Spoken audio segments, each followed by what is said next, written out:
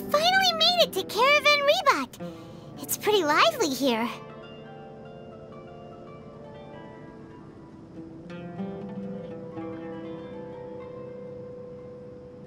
So, just past this wall is the desert, huh? Oh, wow. Paimon remembers hearing people call this the Wall of Samiel. It's made to block sandstorms from the outside. Oh, if it's this tall, it's gotta be the divine work of Greater Lord Rukkhadevata, right?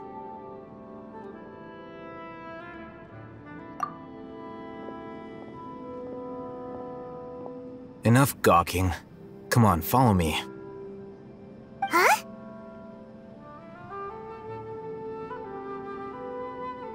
Over here.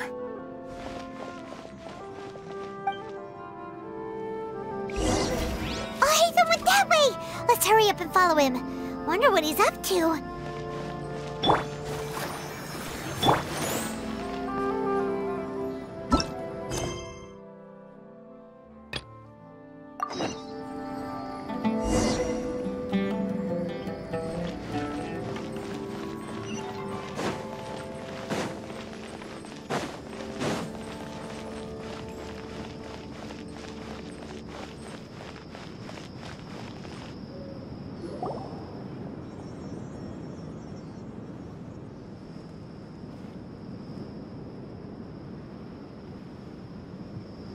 What the...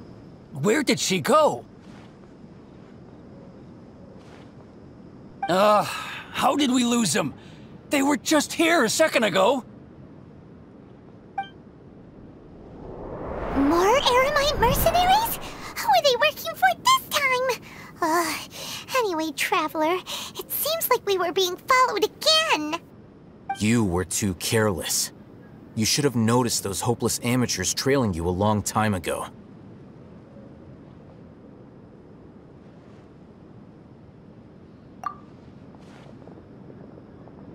There's no need to thank me. I've never cared to keep track of personal favors. All I did was correct a mistake I happened to come across. It's a habit I developed at the Academia. You really gave Paimon a scare, Alhaitham. We never thought we'd run into you here. Last time we met at Port Ormos, didn't you say you were going back to the Academia? Wait, don't tell Paimon that you're here to take us back on their orders! Oh, so you've already landed yourselves on the Academia's hit list. I can't say that I didn't expect it. However, had I wished to turn you over to the Academia, don't you think you'd already be the Eremites' honored guests by now? Oh, right. You do have a point. I have no interest in running errands for that project. As a scholar, I've always belonged to the camp that promotes researcher autonomy. And these days, you're more fascinating than anything the sages can offer.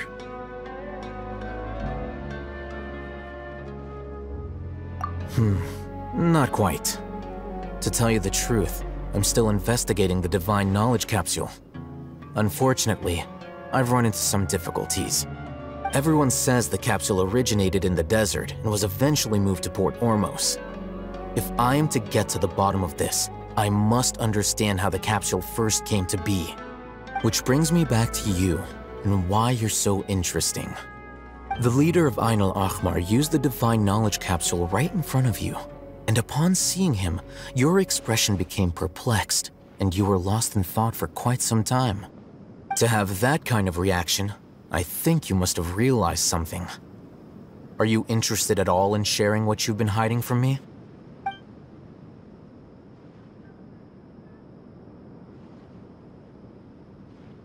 Alhaitham, you really have a So that's your answer.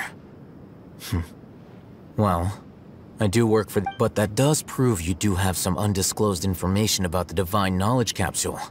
Am I right? No matter. Rather than simply learning the answers from you, I'd still prefer to investigate on my own. Speaking of, you two are also headed to the desert? That's right! We have the same plan as you! But we don't really have any concrete goals at the moment. Then I'd suggest starting with Aru Village. It's always better to travel with someone you know.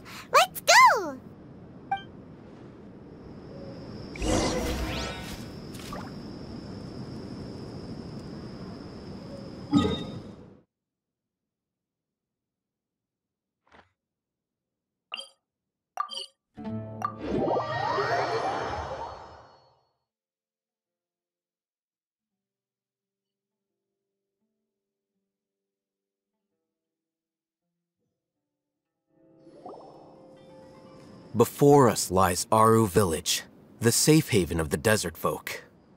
Whoa, this landscape is really something else. What a cool place! Let's go check it out!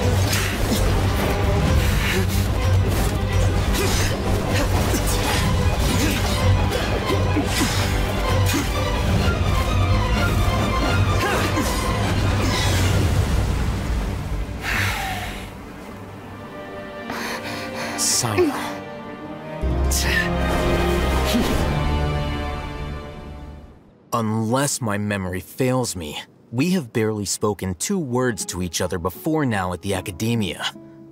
Would you care to enlighten me as to when and how I invited the General Mahamatra's wrath?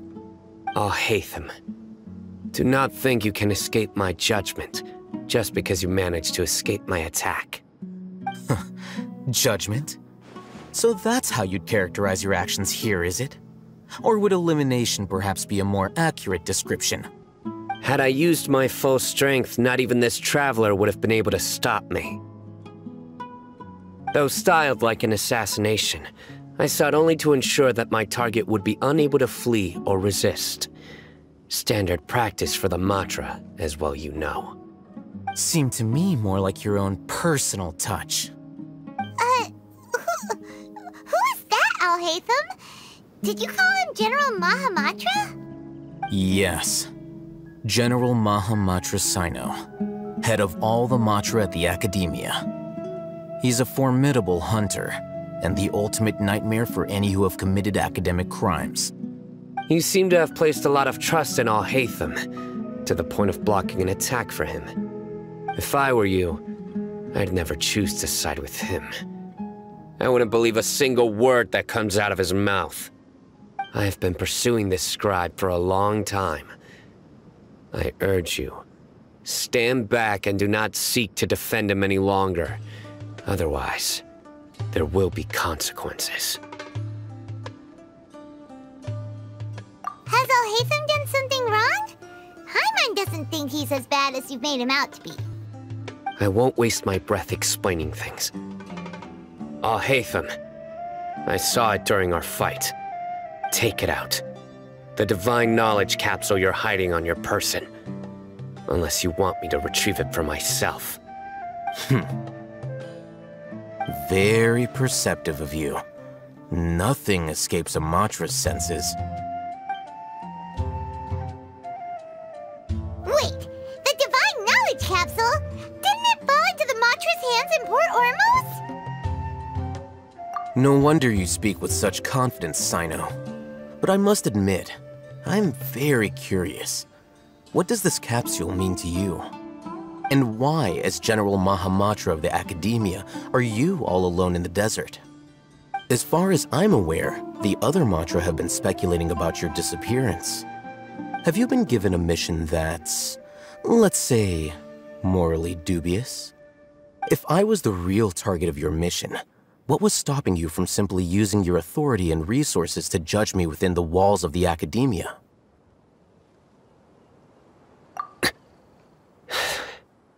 I should have known you'd be difficult to deal with. You two?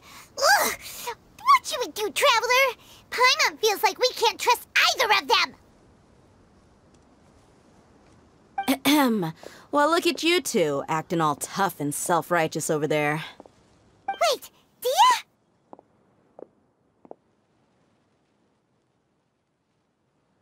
Great! Finally, someone that we can trust!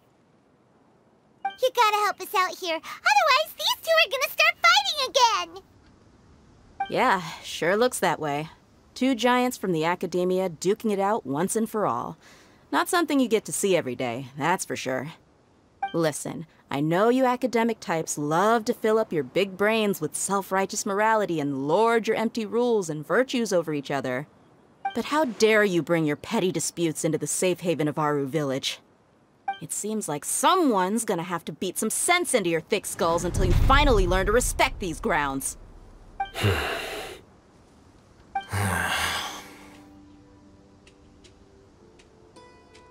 Hey, did either of you hear a word I just said?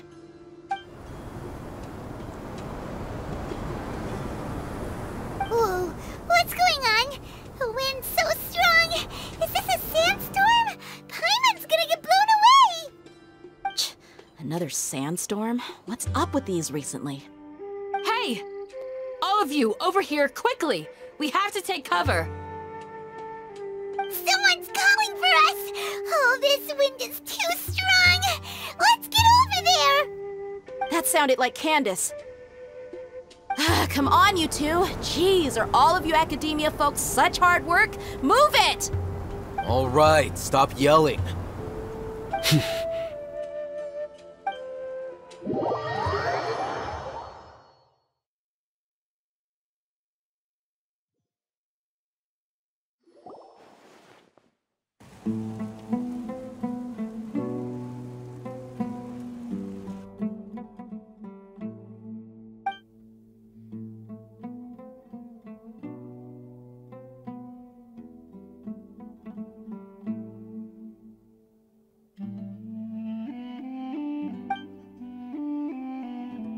Well, this is pretty awkward. Hey, wanna play sardines with 3 people who wanna tear each other limb from limb? Sure, why not? Sounds fun. The air is so thick and heavy. Paimon can hardly keep floating anymore. My sincere apologies, everyone. This is the home of our village chief. I will have to ask you to make do with this small room until the sandstorm dies down. Please, let me introduce myself. I am Candace, protector of Aru Village. Our savior has come at last! Nice to meet you, Candace. The name's Paimon. Thank you so much for helping us.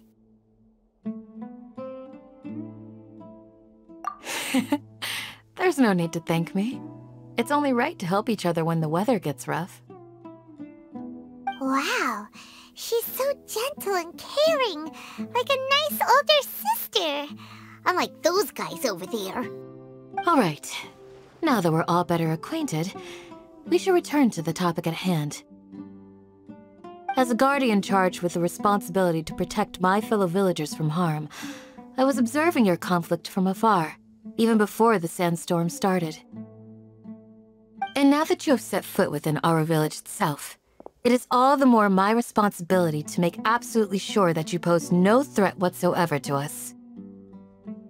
So please, have an honest and sincere conversation with one another, and put your hostile feelings to rest. If anyone dares to start anything again while they are under this roof, I will not hesitate to send them out for some quality time with the creatures of the sandstorm. Oh, on second thought, Paimon may have misjudged Candace's character. And that goes for you too, Miss Dia. Do I make myself clear? All right, we got it, Candace. That's what I like to hear. So, which of you will begin? I was supposed to be a mediator, but I might have gotten a little too involved just now. Anyway, one of those two should probably start talking. Wait, that was you trying to be a mediator? I have nothing to hide, so there's no shame in explaining myself. While Alhaitham wasn't wrong about the other Matra not knowing my whereabouts, it's not because I've been assigned a morally dubious mission. Rather, I've chosen to exile myself. Huh? Exile yourself? A little while ago, I discovered that there was data missing in the Academia's project planning and development files. What little they did report clearly did not match the project's actual progress. As General Mahamatra, I had the responsibility and authority to request an audit. However, to my surprise, the person responsible for the erroneous data was none other than Grand Sage Azar himself. I tried to investigate the issue myself before submitting a formal audit request, but I soon found that all leads and potential pieces of incriminating evidence were carefully concealed from me. I began to realize that they were cautious of me from the very beginning. Unsurprisingly, the Grand Sage rejected my audit request as soon as the submission reached his desk. He even said to me, "The power of the General Mahamatra is granted by the sages. You have no right to judge us." So they really are up to no good. I realized then that to the Grand Sage, the Matra are nothing more than tools for the sages to assert and maintain their control over knowledge. The vows that we took, the principles that we strive to uphold, they are meaningless to the academia of today. I believed it would be wise to flee the academia before the sages had a chance to take action against me. This way, they can no longer see nor predict my actions. I will never give up on this investigation. There's no need for someone else to give me power or authority. Once I find the truth, I will administer judgment by my own name. Sino seems to have the same goal as us. We're all investigating the sages.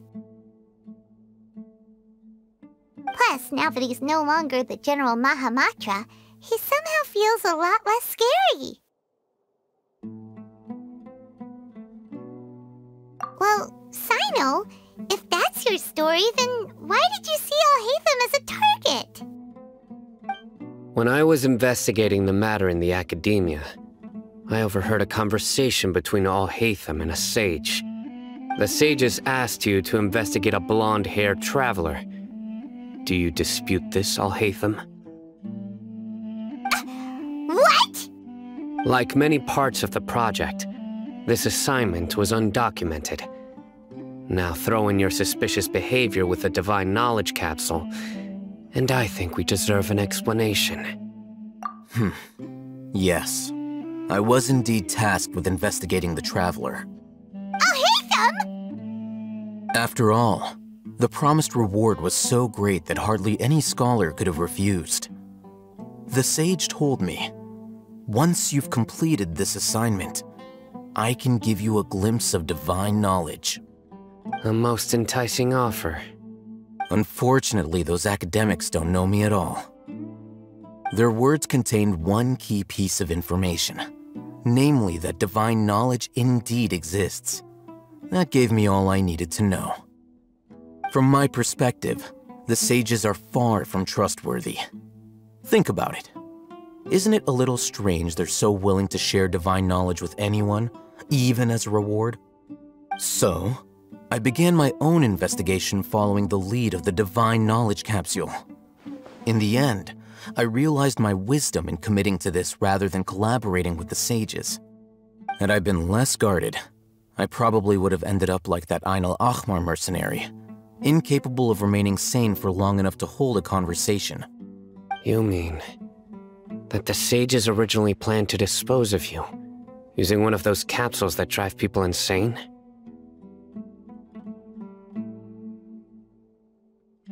I'd already given up on the assignment by then. I only told the academia I was waiting in Port Ormos for you to appear so they wouldn't suspect anything.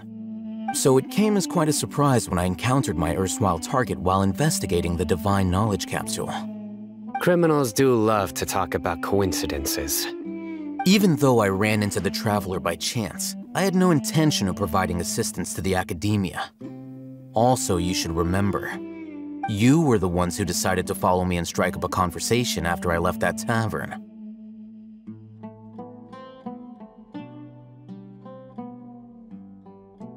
That's true. Alhaitham helped us out at Caravan Rebat as well. Maybe he's telling the truth. I'm willing to apologize, if that's worth anything to you. I took the Divine Knowledge Capsule behind your back because I judged its existence to be a significant risk. I felt that it would be best for no one to interact with it before it had been properly studied. After all, curiosity often proves to be the most dangerous thing in this land. You should be well aware, Scribe Al-Haytham, that curiosity can also lead you to danger and suspicion. Answer me this. Did the sages share any information about their project with you? Have I not made myself clear? You and I are both distrusted by the academia. Do you really think they would tell me anything? Fine. Although you haven't completely proven your innocence, I won't regard you as an enemy, for now. As you wish. Good. I'm glad to see you two clearing up your misunderstandings. And now you, Dia. I believe it's your turn. Oh, sorry. Whatever the boys were talking about must have been so boring that I spaced out. My situation is pretty straightforward. My employer, Dunyarzad of the Homayani family, is friends with the Traveler and is currently recovering from her illness at home. I had nothing going on, so I decided to return to Aru Village for a visit. I was actually looking forward to a pretty exciting time getting back together with everyone here. But then I saw these two random guys in the middle of a pointless argument. It ticked me off, and things went downhill from there. Is that all? Well, I will admit that definitely sounds like your style. In that case, welcome back, Dia. That's more like it. I missed you all so much, Candace.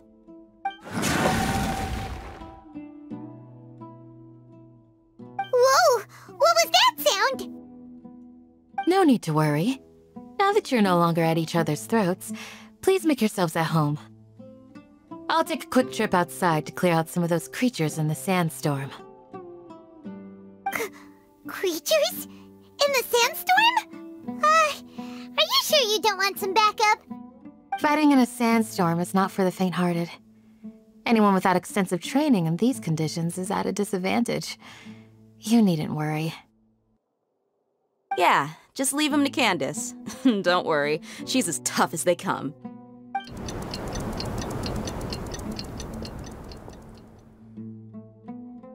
The wind's died down. That means the sandstorm's over, right? Candace still isn't back yet, though.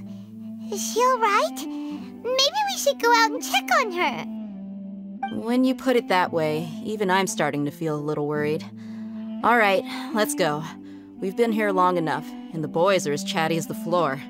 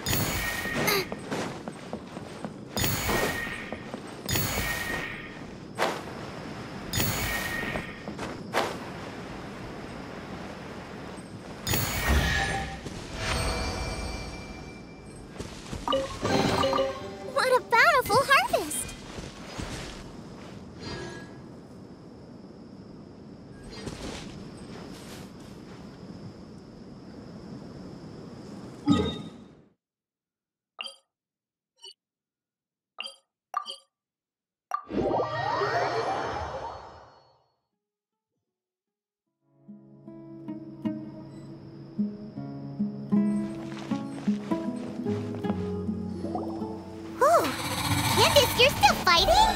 You've been out here dealing with these creatures the entire time? Yes. They just keep coming in waves.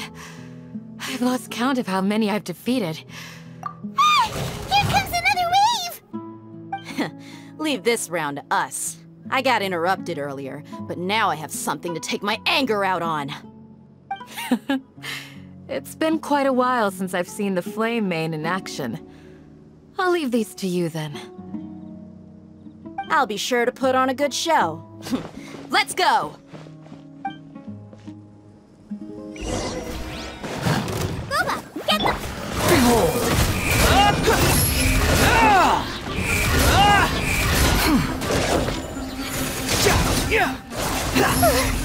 Here comes another wave! When are they ever gonna let up? Squall Fury!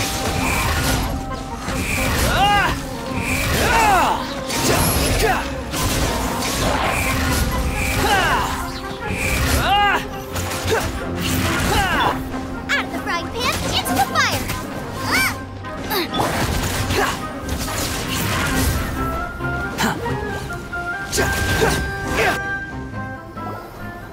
The creature stopped appearing. Was that the last of them?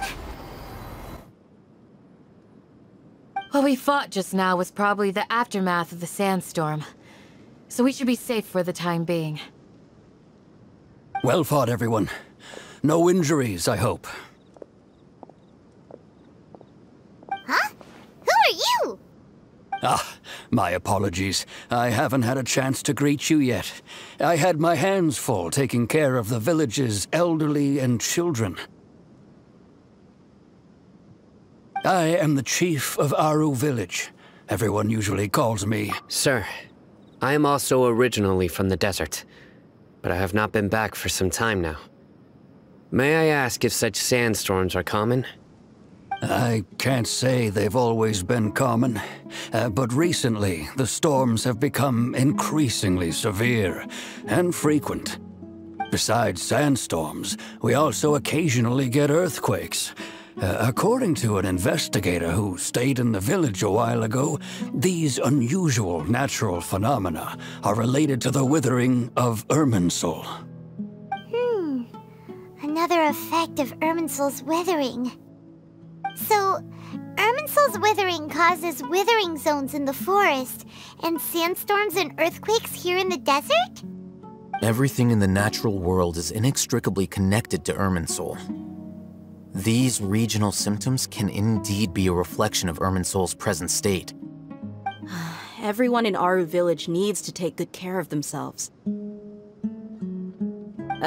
Speaking of which, why haven't I seen a single village keeper since I got here? Village keeper? Who are they? Village guards like Candace? Does your curiosity know no bounds?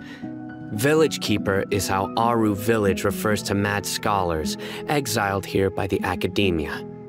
Most of them are scholars who lost their sanity after a period of training in the Avidia forest. The academia believes that their crazed mutterings may have a negative effect on the psyches of other scholars. So, they're forcibly exiled to the desert. Alas, that's exactly what we've been trying to investigate.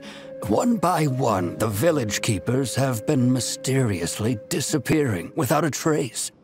But no one in the village has ever seen them leave. If you're planning to stay around the village for the next few days, I'd appreciate it if you could keep an eye out for them. I've had encounters with those people in the past. I'll see what I can do to help. The Matra are the ones responsible for their exile. Now that you're no longer with them, are you trying to alleviate your guilt and atone for your past sins? I'm fascinated by how you think. Mock me if you will, but if you are guilty, I will eliminate you, regardless of my position or identity. Oh, you're the former General Mahamatra. You must be an expert in these kinds of investigations. Thank you for your... Is it because you're reminded of Hypatia? Oh, these poor scholars. First they lose their sanity, now this! We need to help get them back home, safe and sound. But, is it really a good idea to tag along with Sino? You seem like you really don't trust him. I'll be grateful for the assistance. No doubt you will do a better job than some of my former subordinates. Let's start by finding a spot to share what we know so far.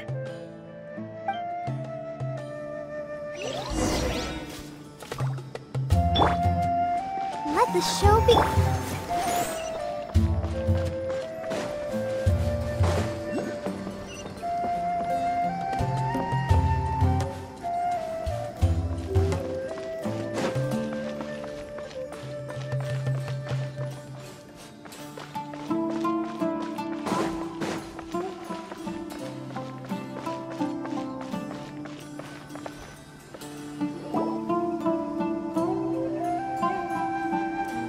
Although I've sent myself into exile, I'm still doing essentially the same things as before.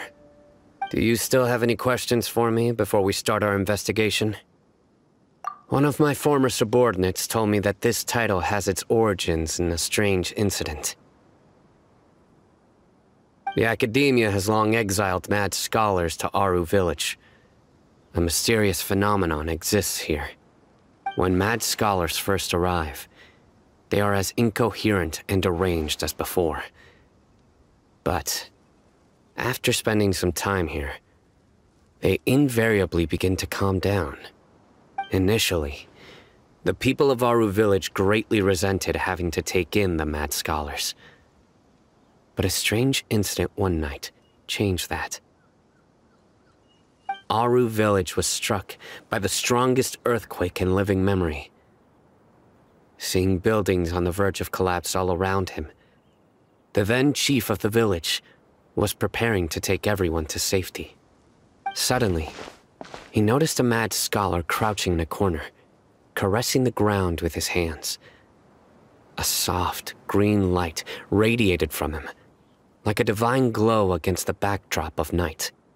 Despite the powerful tremors that ripped through the ground that night, all the houses remained upright, almost as if they had grown roots reaching deep into the ground. In the end, not a single building collapsed, and no one was hurt. After that, the people of Aru Village treated the mad scholars with greater kindness, and began to refer to them as the village keepers. A soft green light? A mad scholar protecting Aru Village? What do you make of it, Traveler? Paimon thinks so too. Actually, Sino, do you know if any of the mad scholars continued to wear their Akasha terminals at Aru Village? In theory, they would continue wearing them so the Academia could still monitor their activities. With that said, the main Akasha system would no longer have any interaction with them. Oh, no wonder! Everything makes sense then! Add in the fact that they calmed down, it was probably Nahida who calmed them. If you are able to draw a conclusion from this one story alone, then it appears you possess much more information than I do. So, what do you make of the story?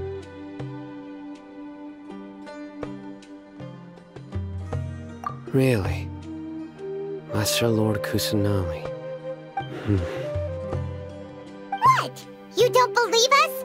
Lesser Lord Kusanali was definitely using the Akasha to give her power to the mad scholars! No, it's not so much that I don't believe you. I'm just struck by your reasoning. Lesser Lord Kusanali, the current Dendro Archon, is she really active in Sumeru?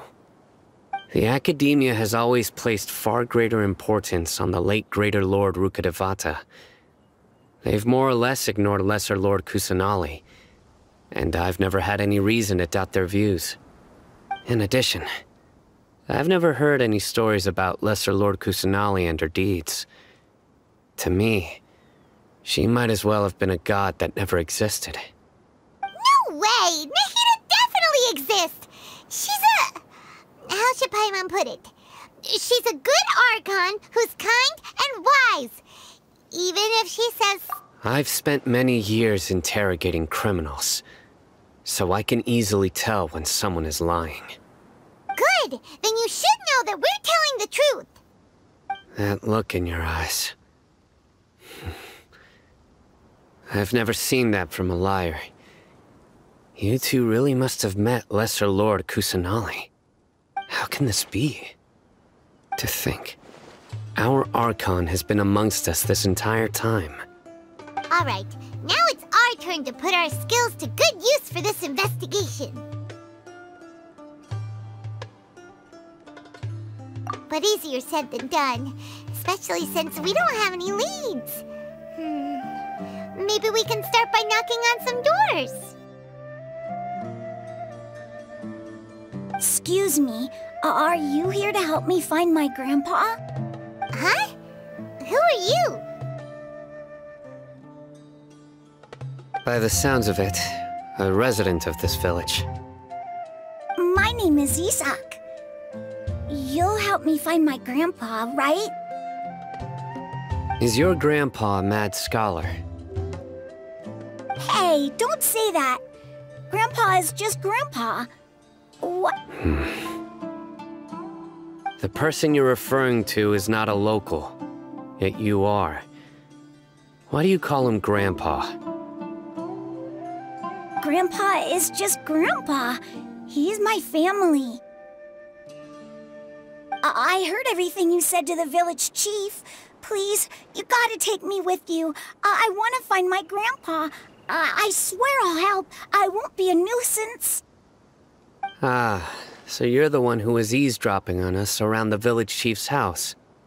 I was planning to go out and take care of whoever it was, but I had a vague feeling that they didn't harbor any ill intent. Whoa. Hatham wasn't kidding about Matra having sharp senses. Sino, he's just a kid. All he wants is to find his grandpa. Let's find a way to help him. Sorry, I was only listening. All right. But first, let's confirm the facts with Candace.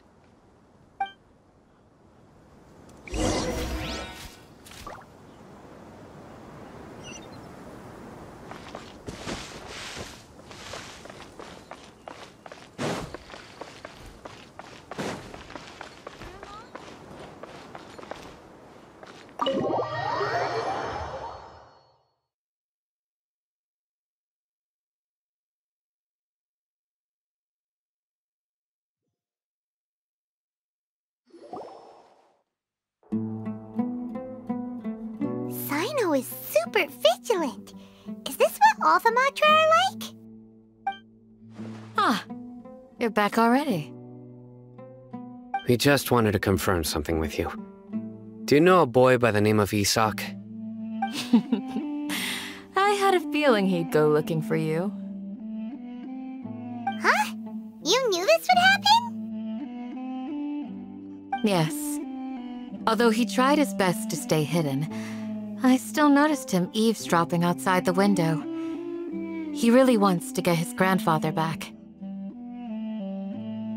Isak's parents were both Eremite mercenaries who rarely returned to the village after finding employment in the city. He was raised by his grandfather. Unfortunately, it was only a few years before his grandpa passed away. Isak was still very young at the time, so various families in the village took turns caring for him so he could survive. Later, an elderly mad scholar arrived at the village. Isak thought the scholar bore a striking resemblance to his grandfather, and thus often spied on the man. However, the scholar was unkempt in appearance and incoherent in speech. Although Isak referred to the man as his grandpa, he was afraid and didn't dare to approach him. One summer night, the oft mumbling and bumbling grandpa suddenly calmed down and seemed to become more lucid. He even noticed Isak hiding in the distance. So Grandpa walked up to Isak and patted him on the head. He even took Isak to the entrance of the village, where he patiently taught the boy the names of the stars, and accompanied Isak until he fell asleep. The next morning, Isak woke up and wanted to go find his grandpa again. only to realize his grandpa no longer recognized him. However, even so, Grandpa retained his calm expression. It's said that those who saw the scholar claimed he no longer appeared to be crazy, but appeared to be living in his own world, almost as if he were sleepwalking. Isak was thrilled that his grandpa was able to find peace, and would follow him all the time, asking him things like, "Grandpa, want me to take you somewhere fun?" Or, "Grandpa, could you tell me stories about the stars again?" All this somehow just makes Paimon feel really sad. It seems like they both deserve so much better. Perhaps. Nearly everyone who lives in the desert has some form of hardship or regret. But even so, we must still continue on with our lives. It's also my reason for fighting. I must continue to protect this land.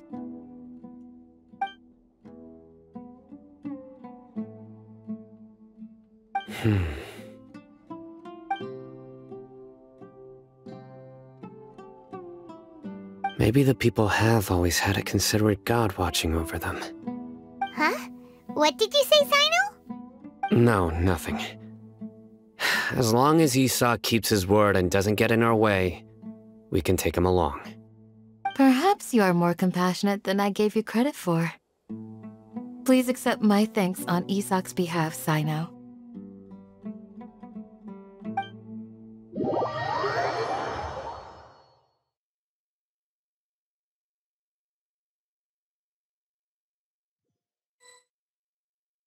Hey, Isak! Oh, it's you guys! We've cleared everything up. Let's go find your grandpa. Really? Wow! Thank you so much!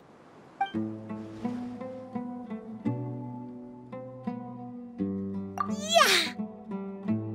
All right. Let's ask the local residents some questions first.